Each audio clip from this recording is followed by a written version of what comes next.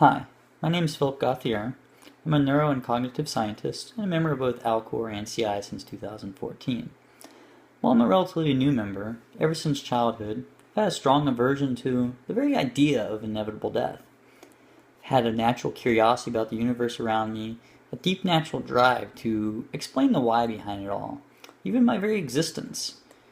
While many turn to religion, I adopted a strong scientific philosophy.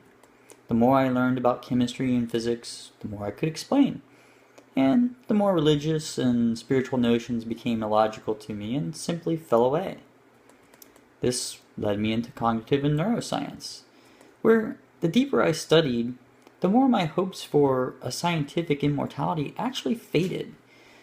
My discouragement was not from the inability to achieve a universal understanding of the brain and who we are, but from finally grasping the sheer magnitude of its organized but chaotic complexity, every aspect of which, from its connections to its ever-changing biochemical states, adds a small contribution to our collective subconscious and conscious state, the very notion of who we are. Nothing has caused me more anxiety and more stress in my life than the inability to believe in an afterlife, combined with the seemingly impossibility of beating death. Luckily, my drive to observe mankind didn't cease, and with age, wisdom, and a love of history, I had a new epiphany. I started to notice that history is a continuous series of man doing things that others previously thought impossible. 10,000 years of civilization, and man went from flying for the first time to landing on the moon in less than a century. In 30 years, we've gone from a Walkman with a simple magnetic tape reader to every media device ever invented in your back pocket, streaming the whole of human knowledge literally to your fingertips, on demand, anywhere. To anyone that lived before us, that is pure science fiction. Today, we can manipulate single atoms, genetically engineer new superior life forms. We are on the verge of editing the DNA of living creatures to reverse genetic diseases, or fixing the accumulating errors that cause cancer, even age-related degeneration itself. Human knowledge and capability has always been on the accelerated path. Every discovery is a stepping stone for several more. If we can do this now, the future, logically, is just as unimaginable. Even the science of cryonics is expanding in leaps and bounds. Vitrifying organs for future implantation today is a heartbeat from human body and neurosuspended animation tomorrow. Will mankind eventually overcome death and learn to restore life? Absolutely. Survival is only a matter of either delaying death or, upon death, stopping the ravages of time. Which, believe it or not, in physics is pretty easy. Reducing the liquid nitrogen temperature virtually stops spontaneous disorder, scientists call entropy, for hundreds of years. Every day we learn to do this with less and less cellular damage. And every day I grow more certain that the acceleration of man's scientific ability will make even repairing the damage of today as easy as building a jet fighter. Not easy, but doable.